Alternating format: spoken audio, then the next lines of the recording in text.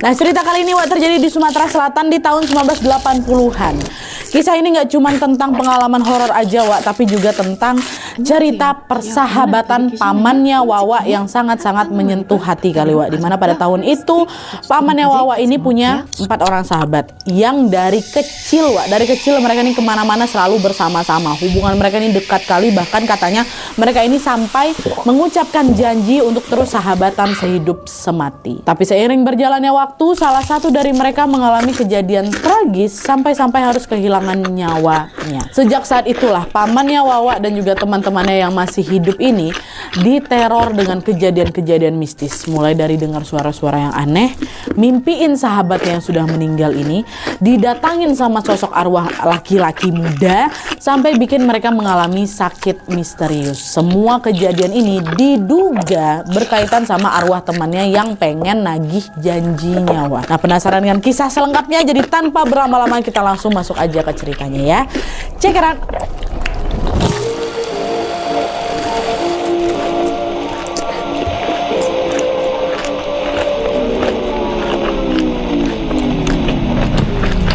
Oke, Wak, jadi kisah ini dikirim sama Wak kita yang bernama Maya dari Depok. Halo Kak Maya. Nah, kisah ini dialami langsung oleh pamannya Maya dan juga teman-teman pamannya di tahun 1980-an, Wak. Paman Maya ini namanya Ali.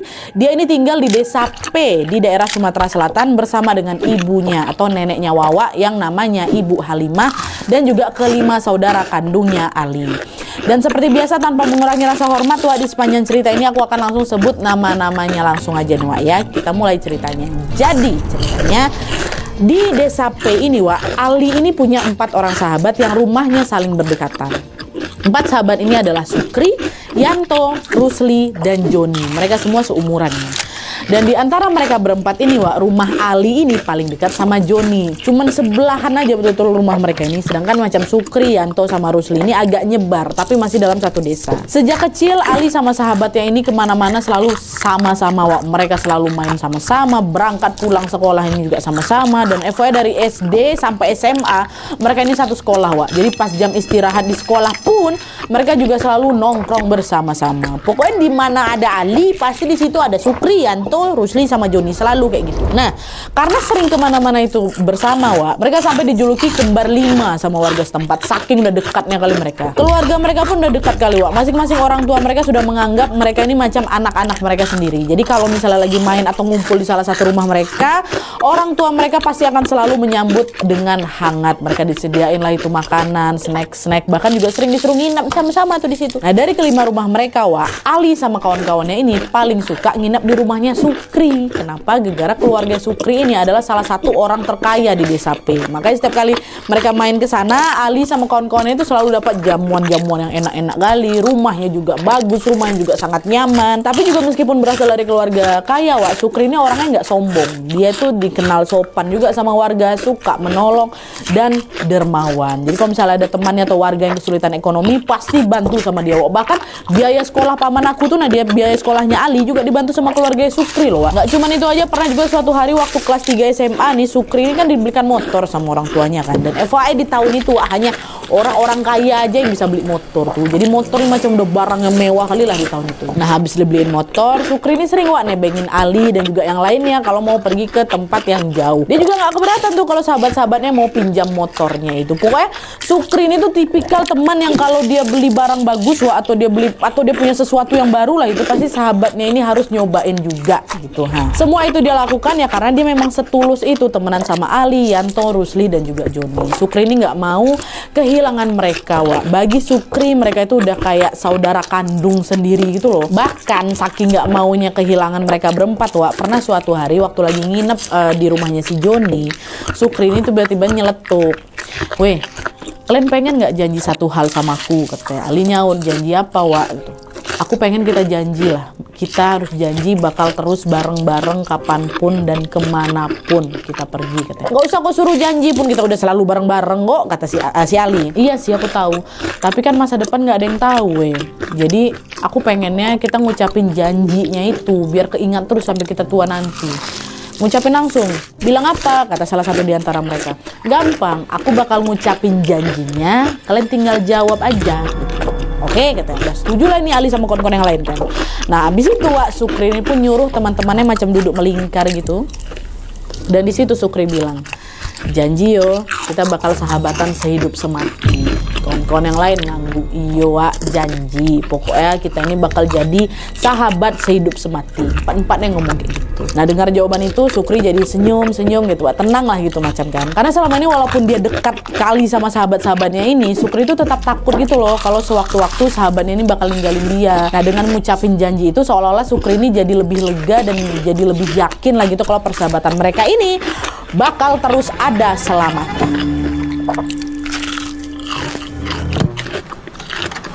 Dah, beberapa hari setelah ngucapin janji itu, Wak, Sukri ini izin ke kawan-kawannya. Wak, hari ini aku nggak bisa ikut ngumpul ya, mau ada acara di rumah saudara katanya. Nah, rumah saudaranya Sukri ini Wak ada di luar kota, jadi dia berangkat ke sana naik motornya itulah.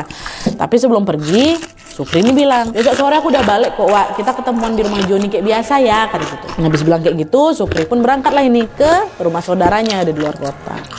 Nah selama Sukri di luar kota Wak, Ali sama yang lainnya tetap ngejalanin rutinitas mereka kayak biasanya. Sepulang sekolah mereka langsung ngumpul bersama untuk belajar kelompok atau udah cuma sekedar untuk ngobrol-ngobrol aja lah. Nah besoknya nih sesuai janji mereka kan gantian ngumpul di mana? Ngumpul di rumah Joni ya kan, sambil nunggu si Sukri ini balik dari luar kota. Tapi ditunggu sampai habis maghrib Wak, Sukri ini nggak balik-balik. Padahal Sukri ini kan bilangnya apa? Baliknya sore ya kan, sore aku udah ini ketemu kita di tempat Joni ya gitu kan. Di situ perasaan mereka udah mulai nggak enak nih. Ali tahu betul Sukri ini orangnya selalu on time Wak, dan dia nggak pernah ingkar janji. Jadi kalaupun sampai terlambat atau dia nggak datang ini ya, ini pasti ada apa-apa yang terjadi sama Sukri gitu kan. Dan ternyata firasat itu benar Wak. Waktu mereka lagi ngumpul nungguin si Sukri di rumahnya si Joni ini, mereka dengar ada suara ribut-ribut dari luar rumahnya Joni. Pas mereka ngecek keluar, rupanya ada beberapa warga Wak yang lagi berlari kecil ke arah gapura desa. Mereka semua panik nih orang-orang ini. Tanyalah sama Ali, Pak, Bu, mau kemana kok pada ramai ke gapura? Ali, semua sini. Itu katanya Sukri kecelakaan di jalan dekat desa. Kami mau pada nengok ke sana. Ali dengar itu nggak percaya. Hah? Kecelakaan di mana? Udah masih mending gue ikut cek aja ke sana langsung. Aku juga nggak tahu kejadiannya kayak gimana. Udah ayo susul sana langsung. Wah dengar itu Ali sama kawan-kawannya langsung gas juga lah Wak. Berlari ke arah jalan yang dibilang sama si warga ini. Dan begitu sampai di pinggir jalan itu Wak, mereka betul-betul shock kali waktu ngelihat tubuhnya Sukri ini udah terbujur kaku nggak bergerak di atas jalan dengan kondisi udah berdarah-darah Wak, di kepala, di wajahnya, dan di beberapa bagian tubuh lainnya. Warga yang udah dari tadi di sana bilang kalau Sukri ngalami kecelakaan tunggal. Ali sama kawan-kawannya langsung menangis histeris mereka di sana Wak, bahkan mereka refleks macam ngeguncang-guncangin badannya si Sukri itu loh. Wah bangun Wak, Sukri bangun, berharap si Sukri ini bangun. Beberapa warga yang ngeliat itu langsung juga nenangin Ali, nenangin kawan-kawannya juga. Yang sabar nak, yang sabar, yang ikhlas. Sukri udah nggak ada, kata. Wah dengar itu makin menjadi-jadi lagi lah nangis mereka. Karena Sukri kok ngapa ninggalin kami kayak gitu. Mereka sama sekali nggak nyangka Sukri ini sudah tidak bernyawa di depan mereka.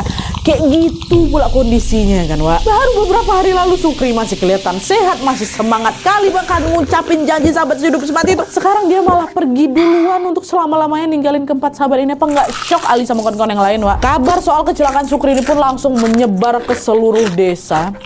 Dan sama seperti Ali dan kawan-kawannya, semua warga juga ngerasa sangat kehilangan Sukri Wak. Karena memang kan semasa hidupnya Sukri ini dikenal baik kali kan, dikenal dermawan kali juga kan orangnya, suka nolong warga kan. Alhasil pemakaman Sukri pun diiringi banyak kali penziarah kata pemanapun dia. Nah udahlah nih kan, meninggal Sukri di situ. Setelah pemakaman selesai, Ali, Rusli, Yanto, dan Joni pun bantu-bantu juga menyempatkan bantu-bantu acara tahlilan di rumah Sukri. Dan habis itu mereka baliklah ke rumah masing-masing dengan perasaan yang masih sangat sedih. Bahkan saking sedihnya Wak ya, mereka berempat sepakat untuk udah kita nggak usah ngumpul bareng dulu sementara waktu. Bukan karena hubungan mereka meregang Wak, tapi karena kalau nanti kita kumpul, kita pasti bakal keinget sama Sukri lagi.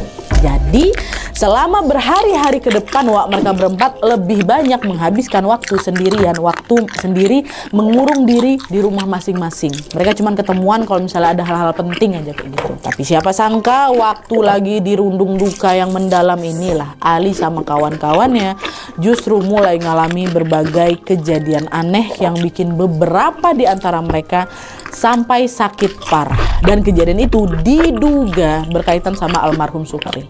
Kejadian apa? Masuk.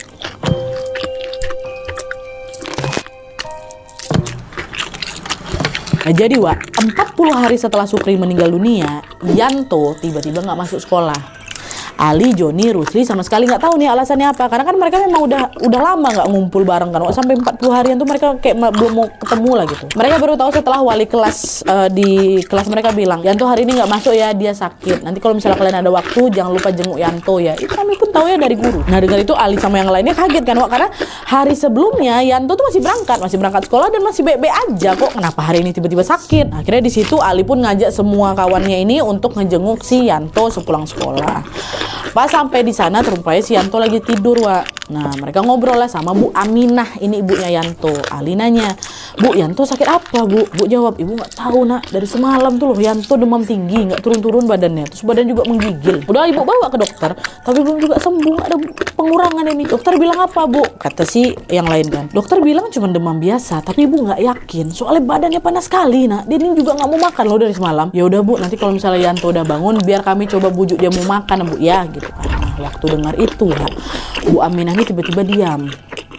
Dia diam terus dia liatin muka kawan-kawan si Yanto ini kan. Ditengoknya muka Ali, ditengoknya muka Joni, ditengoknya muka satu lagi kan. Terus nggak lama Bu Aminah ini bilang, "Ibu jadi keinget sama Sukri. Biasanya dia tuh yang paling cerewet kalau ada teman yang sakit.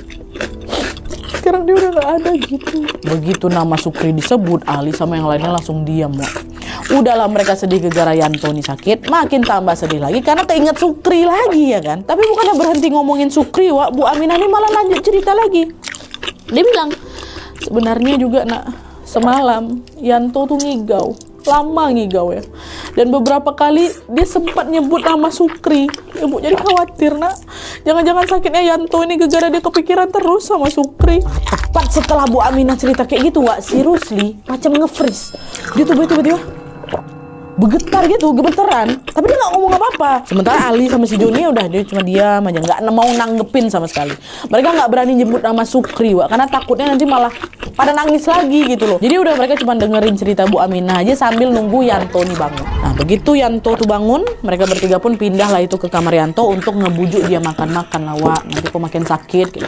Nah, makan dipaksain walaupun cuma dikit. Dah lah setelah hari itu ternyata sakitnya si Yanto ini nggak sembuh-sembuh, Wak. Nah, udah diperiksain beberapa kali, udah minum obat banyak kali, tapi demamnya macam hilang timbul gitu loh. Bahkan dia juga sering kejang-kejang macam orangnya lagi ketakutan. Tapi hingga suatu hari sakitnya Yanto ini makin parah lagi, wajahnya udah pucat pasi macam nggak ada darah sama sekali, tubuhnya ada kurus kering, matanya sampai cekung katanya. Sampai di satu titik Yanto ini menggigil hebat, tubuhnya panas, matanya melotot, dan gak lama setelahnya Yanto menghembuskan nafas terakhir di rumahnya. Meninggal Yanto. Dengar kabar kepergian Yanto tuh ya Ali, Joni, Rusli makin shock lagi. Belum ada 2 bulan Sukri meninggal ya, Wak. Sekarang sahabatnya satu lagi nyusul Sukri, Yanto. Kabar itu bahkan langsung bikin Joni ini jatuh sakit, Wak. Joni yang paling dekat sama rumahnya sama si Ali itu, Wak. Dan dia harus langsung dibawa berobat ke desa S, kampung halaman ibunya si Joni. Entah penyakit apa yang Joni derita, Wak, tapi yang jelas Joni sampai disuruh nginap di sana selama berada di kampung mamanya. Jadi Joni nggak ikut tuh, Wak. Nggak ikut waktu itu ke pemakamannya Yanto. Yang hadir ke sana cuma Ali sama Rusli. Mereka tuh yang nganterin Yanto ke liang lahat. Di sana lagi-lagi Ali sama Rusli nangis sejadi-jadinya. Mereka histeris, Wak. Mereka sama sekali nggak nyangka bakal kehilangan 2 temannya dalam waktu yang sesingkat itu. Dah meninggal lah ini kan siapa, Yanto.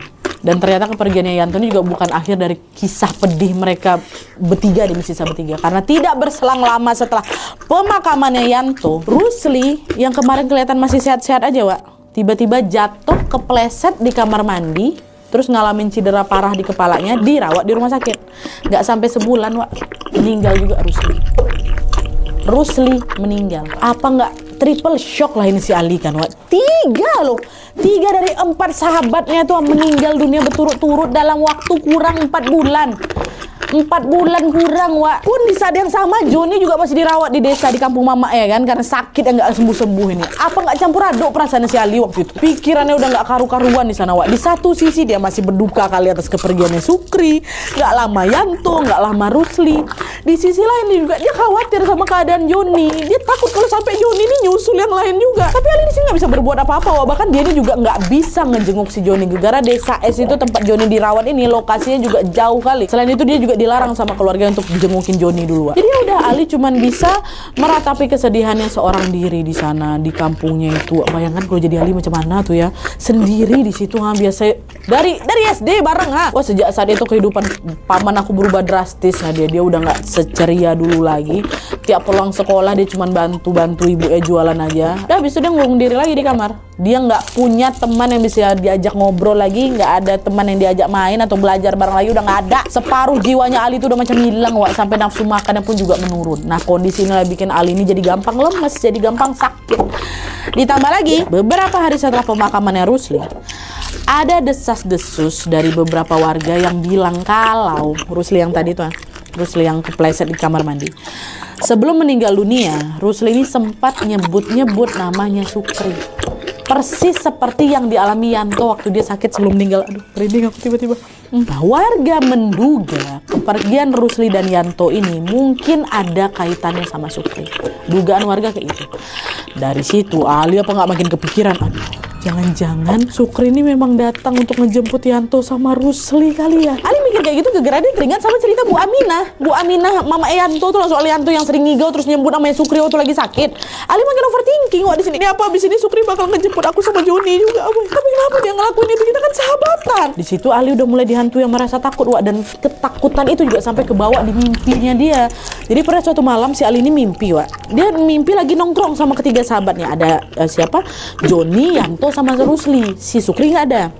Dan di mimpi itu, di mimpi itu waktu mereka lagi nongkrong, mereka dilihatkan penampakan Sukri yang lagi kecelakaan dengan kondisi berdarah-darah. Dilihatin kayak gitu. Dan gak lama setelahnya Ali dengar si Sukri ini manggil-manggil nama mereka berempat.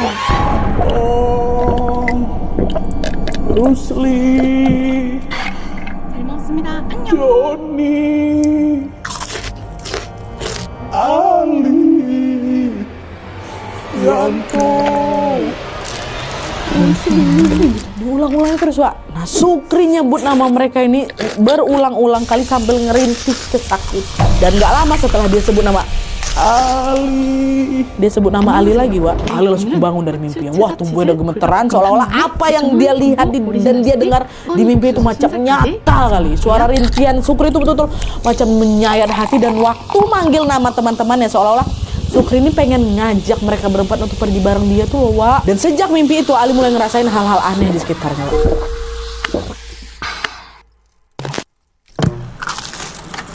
Pernah nih suatu malam dia dengar jendela kamarnya diketuk-ketuk.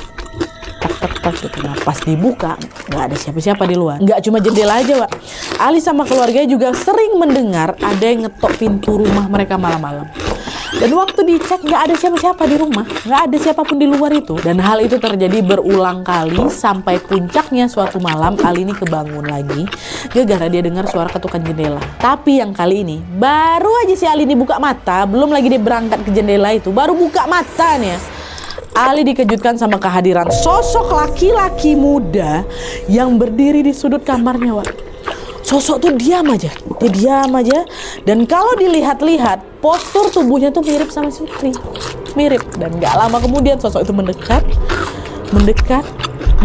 Dan dari situlah Ali bisa melihat jelas bahwa wajah dan tubuh sosok itu berdarah-darah. Ali teriak, "Ibu, tolong! Sukri, Bu! Sukri yang datang, Bu! Tolong, Bu! Tolong!" Dengar teriakan itu Bu Halimah, mamanya Ali, sama Suri, kakaknya langsung itu kan kebangun, bergegas masuk ke kamar si Ali. Ada apa, Dek? Ngapa, Dek? Tapi Ali nggak jawab, Wak. Dia malah ngeringkuk itu ketakutan di atas kasur, sambil, tolong pergi, kau jangan kau ganggu aku.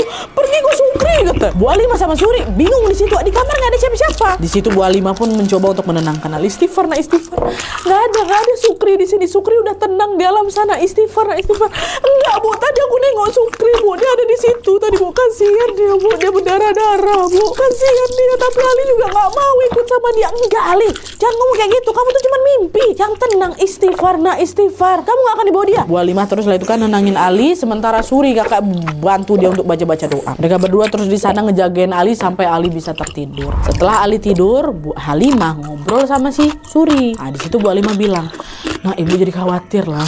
Itu jangan-jangan rumor kalau Sukri ini ngedatengin kawan-kawannya betulan, Nak. Ibu takut kalau Sukri ngebawa Ali pergi juga. Ini loh, kemarin Ibu coba mengesampingkan Yanto mungkin kan. Habis itu Rusli, ini Joni lagi sakit juga nak. Mereka kan bersahabatan berlima. Ibu takut nanti Ali pula ini bawa lagi nak. Suri juga takut deh bu. Apa besok kita tanya aja ke Bu Aminah sama Bu Risma yuk bu yuk. Ini ibunya Yanti sama Rusli Wak. Awalnya Bu Halimah ragu karena sejak awal Bu Halimah tuh nggak pernah mau nanya-nanya sama Bu Aminah dan Bu Risma Wak, karena kan nggak mau bikin mereka makin sedih ya kan. Tapi karena takut Ali ini juga kenapa-napa, Bu Halimah pun barulah itu setuju. Jadi besoknya nih Bu Halimah sama Suri pun langsung pergi ke rumahnya Bu Aminah dan juga Bu Risma. Nah di sanalah Bu Halimah cerita apa yang dialami sama Ali, dan di situ Bu Halimah baru tahu kalau sebelum meninggal Yanto sama Rusli ini memang sempat menyebut nama Sukri berkali-kali.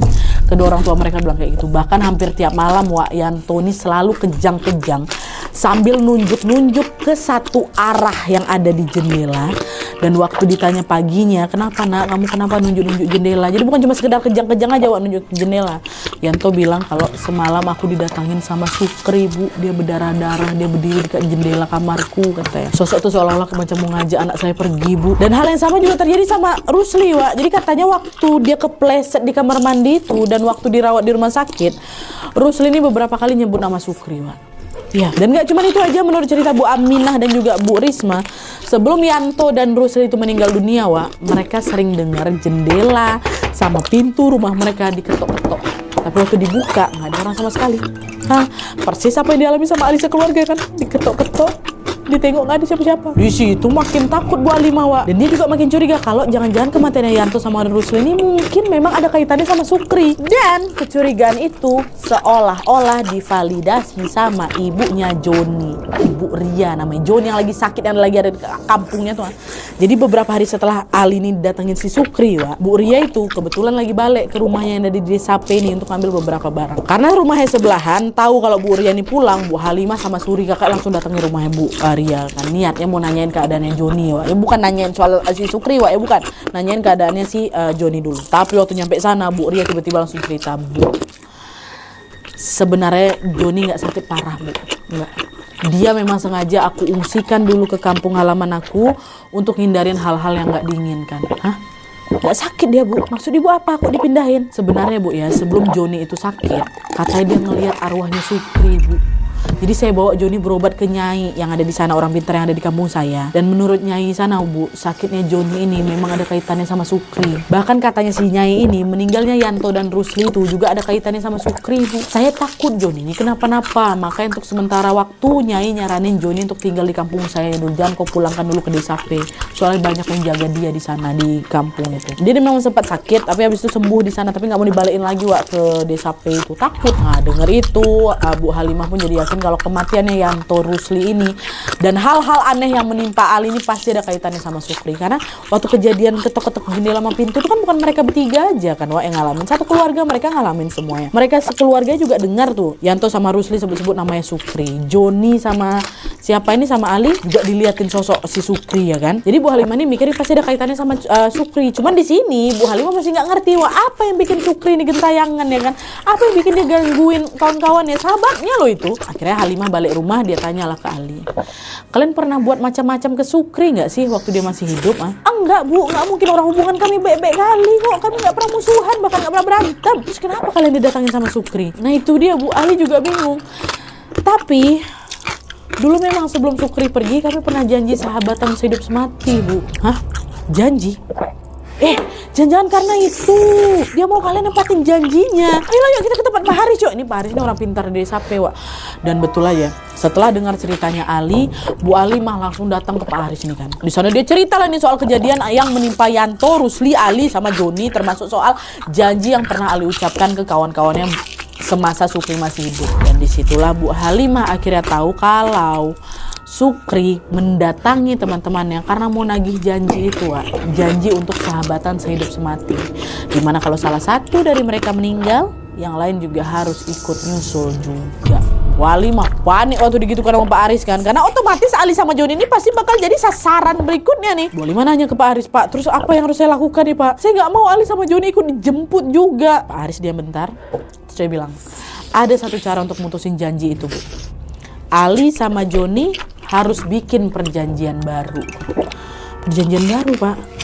Caranya gimana? Besok ajak Ali ke kuburannya Sukri, terus tanam ini di makamnya katanya. Nah waktu itu Pak Aris ngasih sebutir biji kacang hijau, Wak. Biji kacang hijau ke Bu Halimah. Terus Pak Aris bilang lagi, suruh Ali janji di kuburan Sukri, bilang aja kalau Sukri boleh nagih janjinya setelah biji kacang hijau ini tumbuh jadi kecambah atau jadi toge. Itu katanya. Awalnya Bu Halimah nggak paham kan Wak maksudnya apa, tapi dia nurutin lah itu apa yang dibilang sama Pak Aris. Jadi besoknya nih Bu Halimah, nenek aku Nadia langsung ngajak Suri sama Ali ini datang ke makamnya Sukri bersama Pak Haris juga. Joni kan nggak diajak Wak, karena kan masih di desa es. Nah di sana mereka langsung doa bersama. Lalu Ali mulai nanam itu Wak, biji kacang hijau itu di kuburannya Sukri sambil bilang, Sukri, maaf ya Wak, aku belum bisa jadi sahabat yang baik. Aku ingat kok kalau kita, aku, kamu, Joni, Yanto, Rusli pernah janji buat terus sahabatan sampai mati. Tapi tolong biarkan aku sama Joni hidup tenang di sini ya Sukri. Kamu boleh tagih janji itu, boleh. Kamu boleh tagih janji itu kalau biji kacang hijau ini sudah tumbuh jadi kecambah, ya. Boleh kamu tagih. Jadi ternyata Wak di situ Ali ini lagi ngelakuin ritual putus janji sesuai dengan apa yang disuruh sama Pak Haris. Cuman di sini Ali juga masih was-was lah. Karena di ritual itu kan bilang, tagihlah janji kita kalau kacang hijaunya udah tumbuh jadi kecambah, jadi toge. Nah kacang hijau ini kan cepat kali Wak tumbuhnya kan. Ali takut nanti setelah kacang hijau ini betulan tumbuh, dia nanti bakal datengin aku sama Joni lagi. Tapi ternyata sampai Ali dewasa dan berumah tangga Wak, Ali sama Joni nggak pernah digangguin sama arwah Sukri lagi. Nggak pernah datang lagi. Kok bisa? Karena rupanya Ali baru tahu kalau biji kacang hijau yang ditanam di sana itu adalah biji yang sudah disangrai. Jadi nggak akan pernah bisa tumbuh. Dan otomatis itulah arwahnya Sukri ini nggak akan datang lagi untuk nagih janji.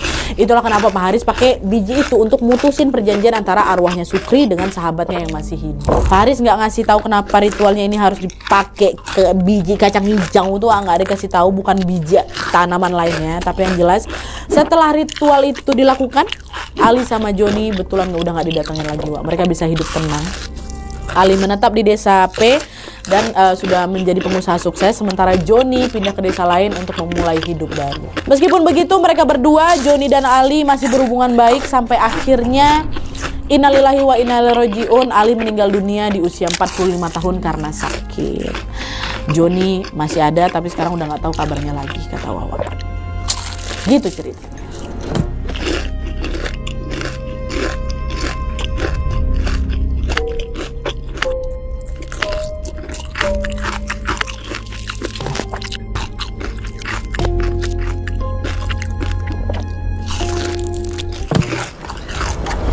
Oke Wak, jadi itu tadi pengalaman horor dan juga kisah menyedihkan yang dialami Ali dan juga sahabatnya. Saking dekatnya, saking rekatnya hubungan mereka sampai dibawa mati janji persahabatan mereka Wak ya. Bahkan arwahnya Sukri ini katanya sampai nagih janji itu ke sahabatnya yang masih hidup. Pastinya Ali sama Joni yang masih diberi umur panjang nih rasanya pasti campur aduk kali kan Wak. Mereka pasti sedih kehilangan sahabat dekatnya, tapi juga takut nih karena diteror sama arwahnya Sukri. Cuma alhamdulillahnya Ali sama Joni bisa terbebas dari janji itu dan menjalani kehidupan kembali hidupnya dengan normal.